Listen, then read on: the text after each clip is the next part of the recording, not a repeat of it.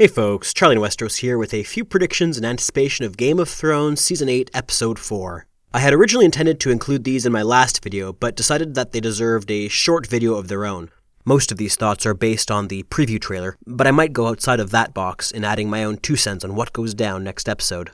To start things off, I think it's important to discuss the most prominent aspect of the teaser, and that is Dany's statement that, quote, "We have won the Great War, now we will win the last war," followed by her holding a toast with other lords of Westeros, in all likelihood, mostly northern lords. This instantaneously got me thinking on how the northern lords immediately turned around from being wary of Daenerys to toasting her, and I don't think it's simply because she helped in defeating the army of whites. In short, here's my theory. We already know that Jon Snow is a character who loathes power, and has thus far done everything and anything to avoid ruling. Somehow, I don't think Jon wants to rule Westeros, and that is in spite of the discovery that he is in fact a Targaryen, with a technically greater claim to the Iron Throne than Daenerys. Daenerys, however, is a character whose entire story has been centered on claiming the Iron Throne, and yet here she is faced with a character who has a better claim than her to the throne of Westeros. Knowing that Dany wants the Iron Throne, and knowing he has a better claim, I think Jon will propose a compromise. That is, he will agree to assist Dany in defeating the likes of Cersei Lannister, and in exchange he'll promise to let the North remain fully independent, with Jon ruling as king in the North, and Dany as queen in the South.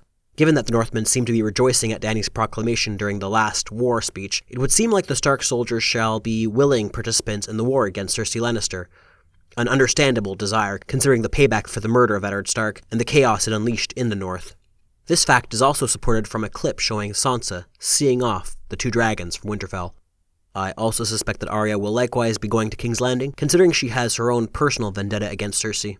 We already know she almost went there before finding out that Jon Snow was alive and king in the North a few years ago, so it only makes sense that she at least try to finish off her list finally. And it's not like Jon can tell her it's too dangerous at this point, considering she is the one who finished off the Night's King. Also, and despite getting a glimpse of Ghost in the preview for next episode, I sadly have trouble imagining the direwolf journeying by sea to King's Landing, or anywhere for that matter. Man, they really did that wolf wrong this season.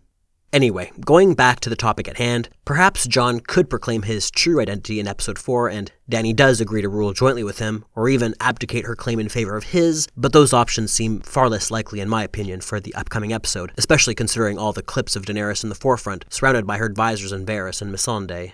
Another aspect I found curious about the scene at Winterfell is the fact that the Starks seem to be approaching piles of dead bodies in order to burn them. It would seem like the survivors of the battle are holding a massive funeral for all those who died during the battle, but beyond that, there doesn't seem to be much significance to the jest, unless there is a concern the bodies of the dead could potentially be reanimated again. Personally, I also hope Bran is able to sort of explain his behavior last episode of sending off ravens and otherwise not doing a whole lot, or even just clarify some aspects of the Night King's defeat. Fingers crossed for that anyway. We also see what appears to be a large amount of people entering King's Landing, and I can only imagine that these are the troops belonging to the Gold Company, readying for a possible attack by sea from Dany's fleet. The idea that Dany might engage in a naval battle is reaffirmed by the Targaryen ships we see sailing in the preview clip, which makes me wonder if we won't be getting the beginning of a second Battle of the Blackwater in the coming 80-minute episode. Of course, we know how the first battle ended, and I suspect the battle might end in defeat for Dany. I also wonder if something nefarious might not befall one or both of the dragons, considering the new opening sequence clearly displaying a weapon based in King's Landing which is meant to fend off or kill dragons, sort of like what we witnessed in Season 7 during the battle against the Tarly forces.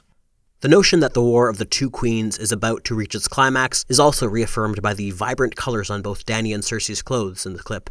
Both queens are seen wearing very red, almost crimson-like dresses. This vivid red color typically designates such powerful cultural connotations as passion, lust, sin, rage, and blood.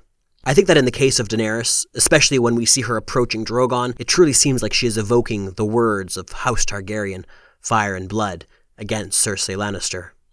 Cersei's appearance certainly does evoke a similar image, however I think lust is also a term that comes to mind, especially considering almost every image of Cersei in the preview features Euron Greyjoy at her right side, or has him looking intensely right at her. Originally I thought that perhaps Cersei would get with Ser Harris, leader of the Gold Company, given his slight resemblance to Jaime, but I guess the plotline of Euron being bound to Cersei is the intended arc for the remainder of the season. Anyway, I'm going to end my short predictions video for episode 4 here. Before you go, I just want to let you folks know that I finally opened and started posting on my Charlie in Westeros Facebook page, so if by chance you find the YouTube subscription updates a little wacky at times and wish to keep up with me there, I have put a link to it in the info section below. But as far as episode 4 goes, what do you folks think? Do you foresee things going down differently than what I've suggested? Please let me know your thoughts below. As always, don't forget to like and subscribe if you enjoyed, and I will see you all next time.